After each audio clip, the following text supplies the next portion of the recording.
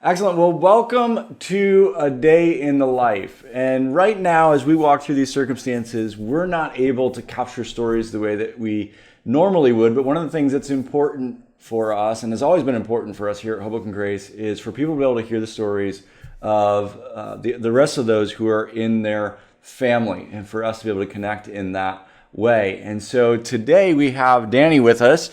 And he is going to share with us a little bit about his story, where he is, and then how he's experiencing, how he's engaging God through this time. So thanks so much for joining us, Danny. And if you would just give us a little bit of an idea of your situation right now as we work through this.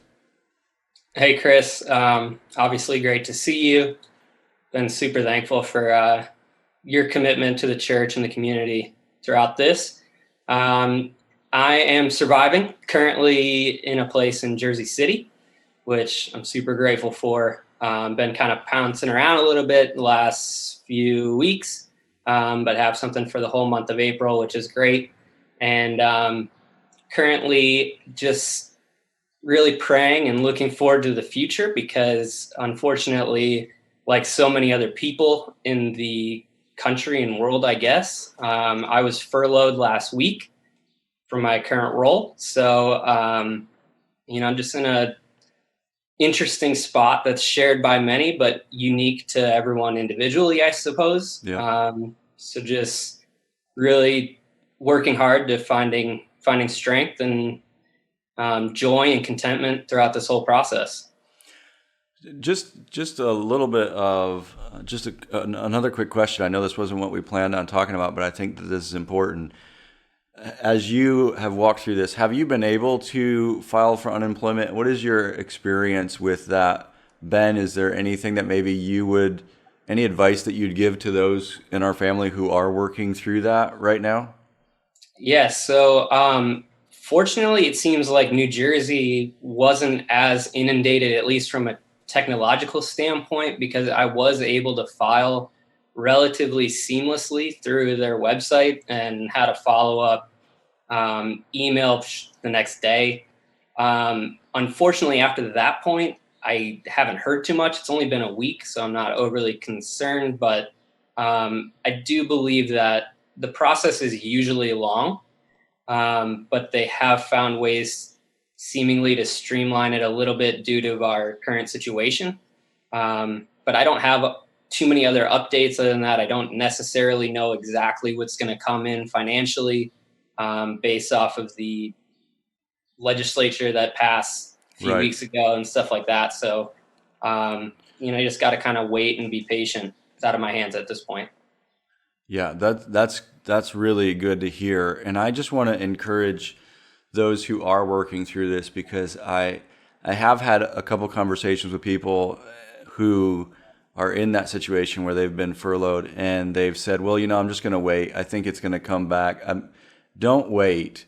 If I could just communicate anything, don't wait. The moment that you hear that you've been furloughed, file as quickly as you can. Even as Danny's saying here, it takes a little while for the process to work, no matter what, and so you don't want to extend that any further than you have to. And I just encourage people to do that as quickly as possible. And as you said, you're here in Jersey City. I know it's interesting. We're having conversations with different people in our family, and our family has really dispersed around the country because of the fact that a lot of people are traveling back home and going to stay with their family or stay with their parents. As you're here in Jersey City, obviously we're even now the mayor of Hoboken is suggesting that people not even go outside to exercise. And when you're in those situations, you got to get creative, both in terms of just physical health and then also in terms of connection. How are you getting creative about that? Because if there's one thing I know about you, Danny is super fit. I'm always a little bit intimidated by him, and I'm pretty sure that he could take me I'm pretty sure. I'm not completely sure, but I'm pretty sure. I don't know. We had a basketball game a few years ago where I think I was humbled quickly. So So how are you getting creative with that as you walk through this, both connection and then also, you know, what we're doing physically? well, I'll start with physically because I'm right across from Lincoln Park in Jersey City, and up until yesterday, last night, literally, I'd been able to kind of stroll around, really respecting social distance, was never within more than like 100 yards of a single person, it seemed like. So just trying to keep moving. Had the opportunity to go smack some golf balls into a marsh with good friend Eric Popson, which that was good because all the New Jersey golf courses are closed, which is something that I miss a lot right now. Mm-hmm. But then staying creative wise, I mean, I'm so thankful for the technology that we have to be able to connect with people. Speaking with my family frequently, checking in on them because they're out in Nebraska at this point. But I've also had the opportunity to help out a good friend of mine who I used to work with build a shed. So I know a lot of people may not think that that's great social distancing, but we've been very, very responsible about how we've been going about it. And to be able to do some physical labor and build something to help another person out has been extremely therapeutic for me because in this area, physical labor doesn't come around as much as it does in the Midwest. So that's been something that's really been helping me keep busy. And then just being in multiple groups and seeing people every single day online has been excellent and just helpful to keep my thoughts out of my own head. So you built a shed in Jersey City? No, the shed is actually in. No, it wouldn't. I don't think the shed would fit anywhere in Jersey City. I was But gonna say, where did you put it? and it's out in Glen Rock, New Jersey. Okay, So, nice, but yeah, nice. getting up on the roof, and we still have some shingles to put up, but we got to wait for a better day for that. There is something incredibly healthy about physical labor and just how it impacts your uh, mental situation. As you walk through this, the last question that I have is, how are you experiencing God through this? What has that been looking like during this time? Well, Chris, I'm in one of the darker storms of recent memory, in addition to a lot of things going on with the world, a lot of personal things as well. And I'm super grateful for family health. Everyone's staying healthy for now, but been wrestling with a lot of hardships. And this is just kind of an added on hardship with furlough and then the coronavirus in general, which is massive. So what I've been doing to see God every day is diving in every morning on schedule, reading the daily devotionals that you guys send, but also everywhere I see an article pop up, whether it's Twitter, Instagram, any social media at all, click on it, read through it, listen to sermons. Have been listening to usually 2 or 3 sermons a day on various things, which right now, obviously yours included, but include a lot of things of how to seek joy in this pandemic, and just really clinging to the fact that we will get through this, and God is providing us at every moment.